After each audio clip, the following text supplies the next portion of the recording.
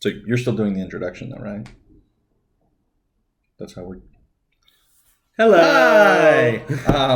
This is Mike and Brad from Dallas Geek. We're changing things up a little bit on this one. I guess I get to take the lead. Yeah. So I don't just get to sit here and look pretty now. Gotta actually do something. Okay. Yeah. So this is the 1, 2, 3, 4, fifth? Yes. This is the fifth video in our series on what to expect when you're expecting. I mean, what to expect when you go to a con. Sorry. So I think we've covered everything from cosplay to our last one we did was Artist Alley, right? Yes. Okay.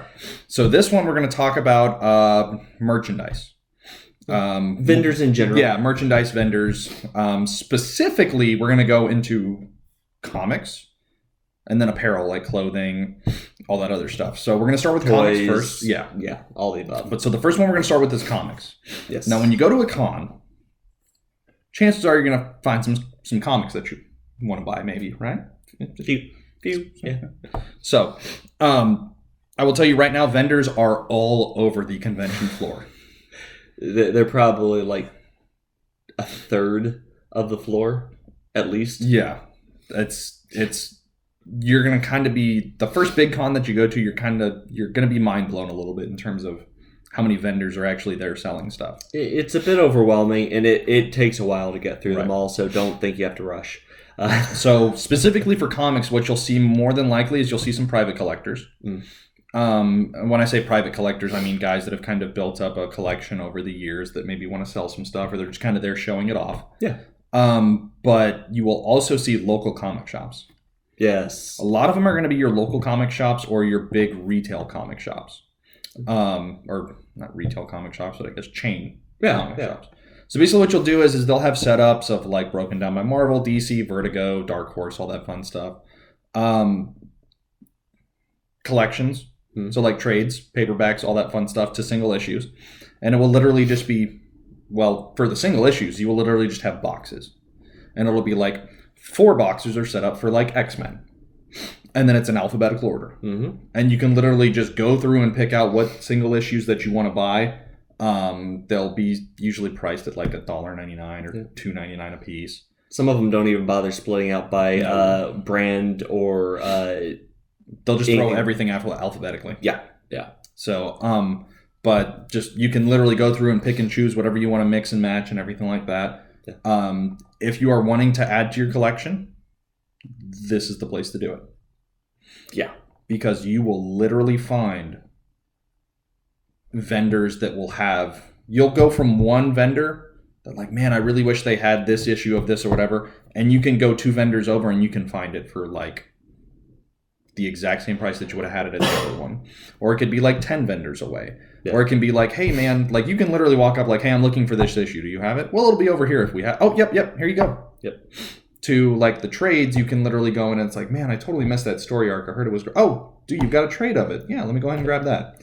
Yeah, and for the single issues, unlike when you are buying new... and that's the other thing. Most of these comics are not new. They're all used or just stuff that wasn't sold from the original stock. But they're not going to be in bad condition. No. Like, they will be in really good... They're not going to sell you something that's torn up and beat up and... falling apart. Right, yeah.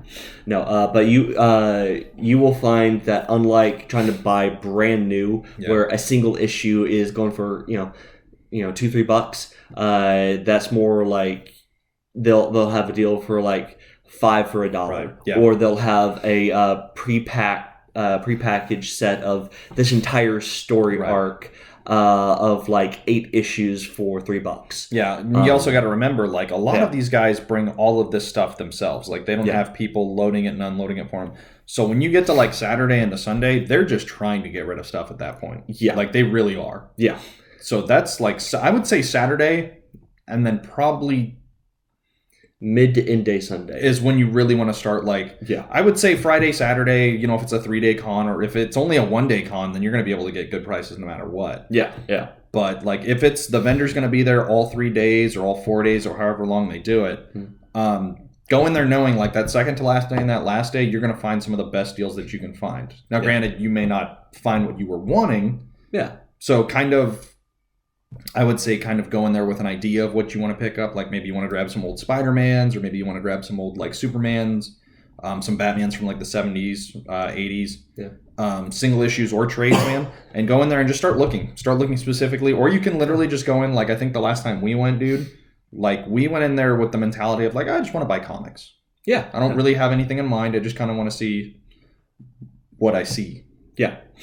So. And also remember, if you are wanting to wait until Sunday to grab all your comics, that works best if you're going in specifically for quantity. Yes. Not if you want something specific. If you want a specific comic, go in there from the beginning and look for it, because you will have a better chance of finding it if it's there from the beginning if you are specifically hunting it, compared to if you wait till the last day when all the good stuff's already picked through. Now remember, some of these vendors will also have some of the more rare comics that you can find for sale. Yeah.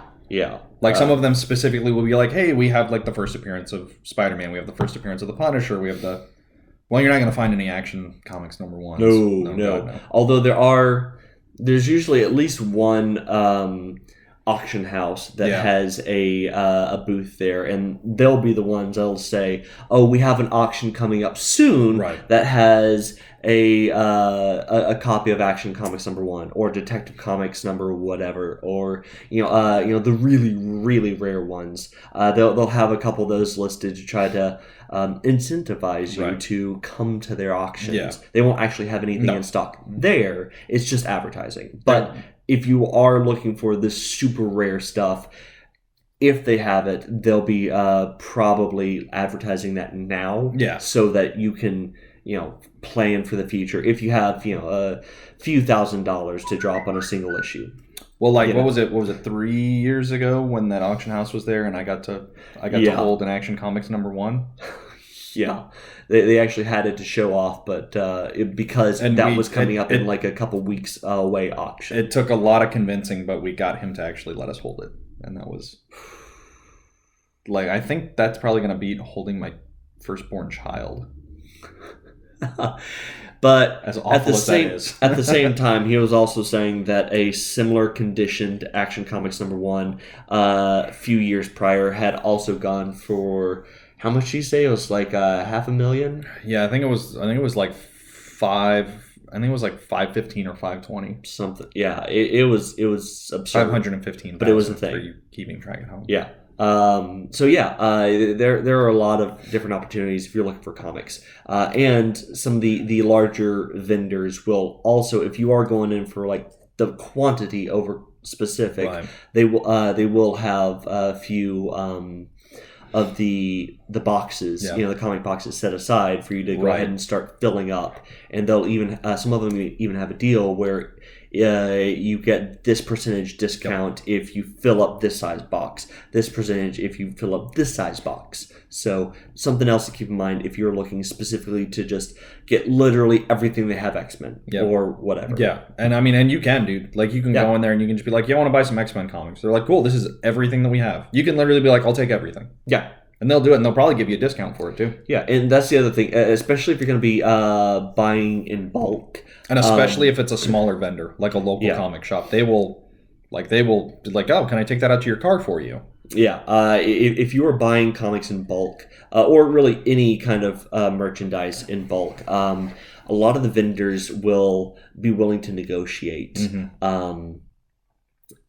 But you have to be willing to spend at least enough that it makes it worth the effort to negotiate. Right. You can't go in and say, I want to buy the single issue. You're asking $3 for this pristine condition. I'll give you $1 for it. No, they ain't gonna haggle like that. No. But like, a lot of them will already have it posted. Yeah. Like, hey, like if you buy 5, you'll get a 6th for free. Like if you buy this amount, you can get like this for half off or something like that. Like, you can go in there and kind of be like, hey man, like I'm looking to buy like 40, 50 issues. Like what kind of deal can you give me? Like they're usually pretty cool about working with you. Yeah, and that doesn't just go for the comic dealers. No. The toy dealers, they're also really big. I believe you mean collectible dealers, sir. Same difference. Well, you're gonna piss off a lot of people with that comment. I'm 29. He said it, not me. I'm 29 years old, and I'm okay saying that I will buy a really cool Star Wars toy if it's there. You're older than me? By a couple months, dude. Really? I thought I was older than you. Weird. No, they're collectibles. They're not toys. Get it right. But yeah, those vendors are definitely more willing to negotiate because they already know that, especially depending on the condition of the item, it might not be worth exactly what they're asking for. Right. So they might be willing to say, well, I'm asking 25, I'll take 20. Yeah. But just don't be a dick about it. Yeah. Try to be reasonable about it. Don't if you know you're going to be severely undercutting them, they still have to try to recoup the cost of buying the friggin' table at the convention in the first place. Yes, because that costs a lot of money to get a table at those, especially at the bigger conventions. You're dropping. Some of them can have a few thousand to be able to even get a booth. Especially if they are needing electricity for anything in their booth, that's even more. So just remember, you do need to be considerate about they have to recoup their costs minimum. And then you'll also find specialty vendors like yes. What was that one that we saw last year? That was in the front right corner, like when you first walked in. It was. I think you bought something from them. Well, I know a few years ago there was one that they did laser etched engravings of different characters in what's basically plexiglass. Yeah. Although I think they said it was some kind of special resin that it was laser etched characters that if you put it on a light up pedestal, the etchings only would catch the light. It was pretty. The character itself lights up with the rest of it still staying. And they actually had the thing there so that you could actually watch them do one in the process. Yeah. It was actually a really cool thing. But I'm talking about, was it the Disney one where they did Disney spins on characters or I can't remember. Oh, you know what I'm talking about now. Yeah. They were figurines. They were handmade figurines that were Disney spins on Star Wars. Right. Where you'd have Huey, Dewey, and Louie as the Jawas taking away R2-D2 and C-3PO. Yep. You would have Donald Duck as Darth Vader. Right. All these different things. So yeah, you'll find some very one of a kind. There was the place that there was the place that made the chocolate. There were the truffles, right? There were several, but there was one that was specifically chocolates, like Star Wars and other nerdy things. They had a chocolate 12-sided die truffle. There were one of my favorites that I did actually get was a Stormtrooper helmet that was white chocolate on the outside and peanut butter on the inside.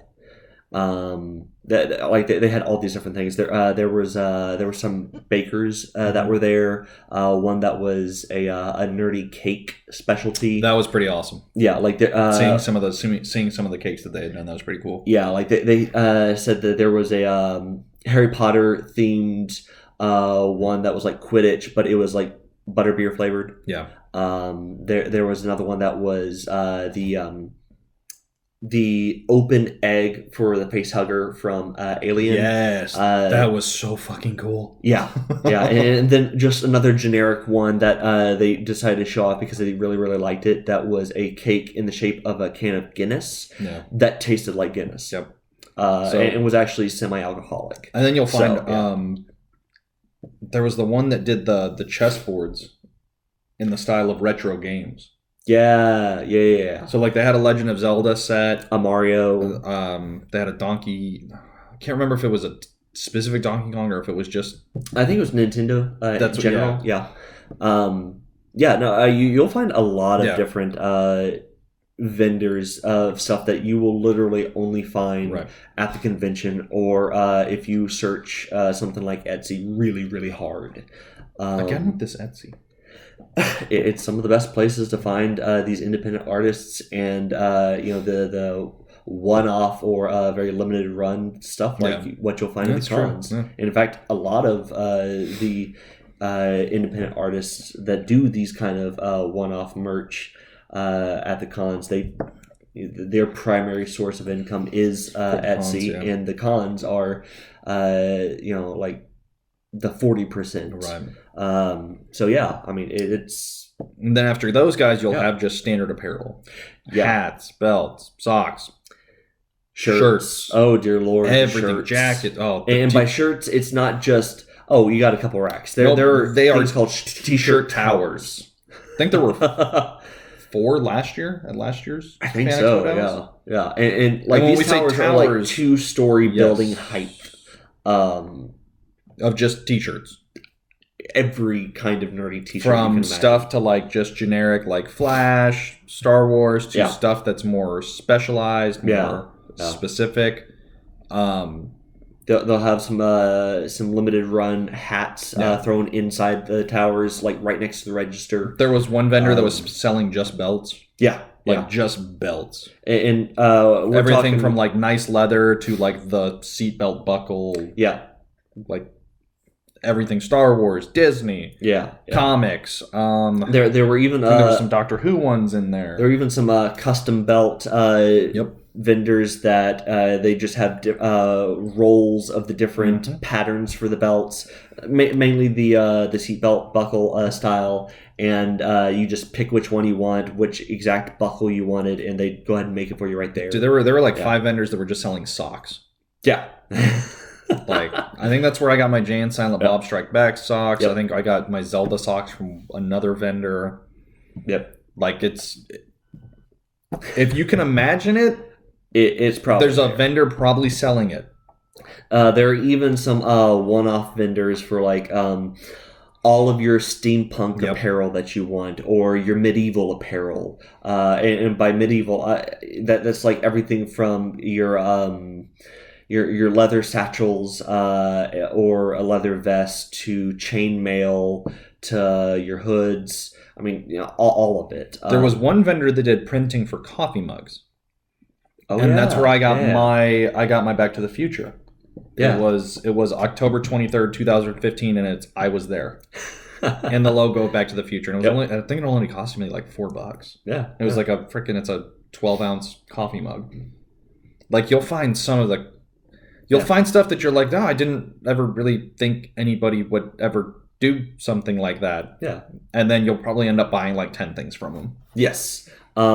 Also, don't go in expecting retail prices. You do understand that, especially for the more unique vendors, the prices are going to be appropriate for the fact that this isn't like, a 500,000 item run of this exact thing.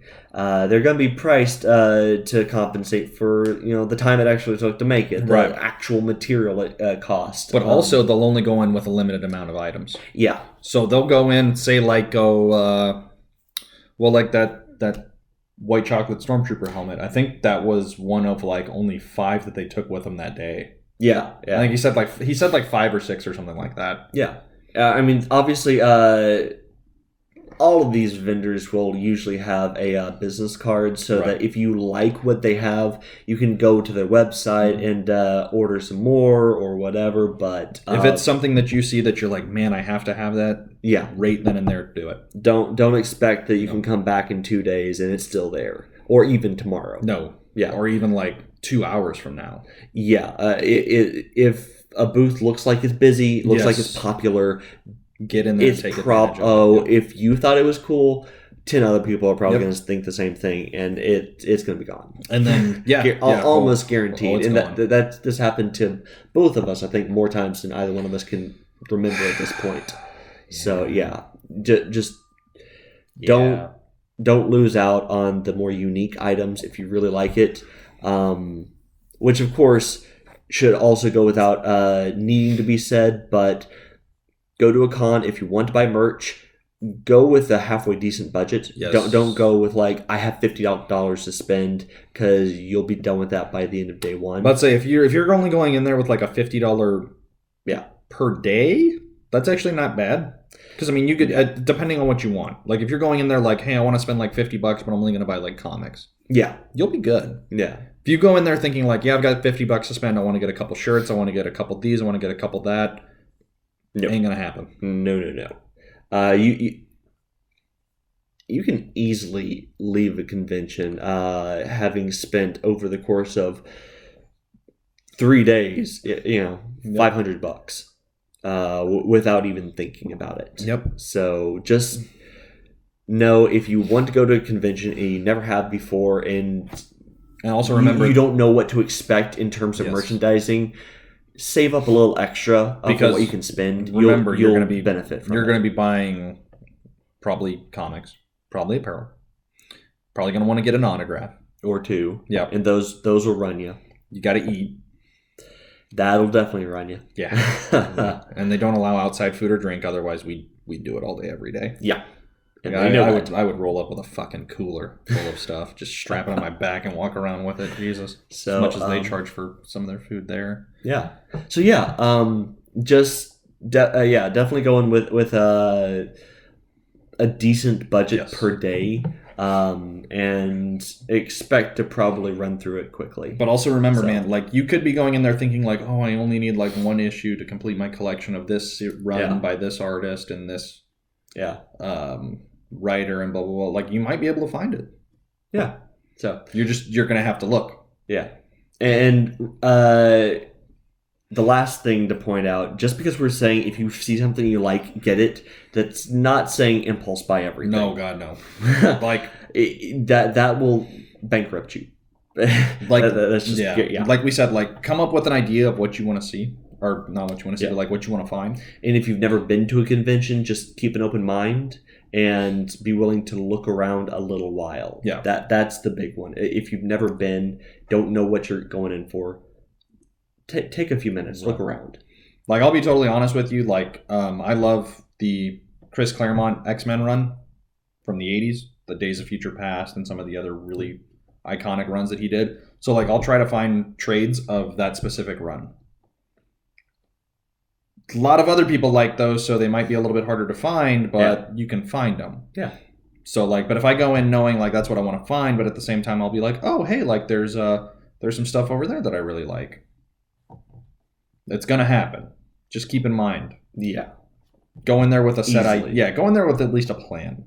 Like even if you have to write down like, hey, these are some of the artists that maybe I want to find comics for. Like these are some of the characters. Maybe these are some of the runs that I want. At least have an idea of what you want to find, because it's a little bit of information overload, because there is a lot to see and there's a lot to take in. And I guarantee you right now, what you see at one vendor, probably like on your first day in the first couple of hours, you will probably forget about 3 to 4 hours later. Easily. Yeah. Easily. You'll stumble across a booth that you saw day one on day 3 and go, oh crap, that's a thing. Yep. Oh wait, that is a thing. I've seen that, didn't I? Yep. I wanted something from here, didn't I? Oh crap. And now keep in mind, there are so many vendors that you may not see every vendor there over the course of 3 days. Yeah, especially the large conventions. Yes. That is almost guaranteed to happen. Yeah.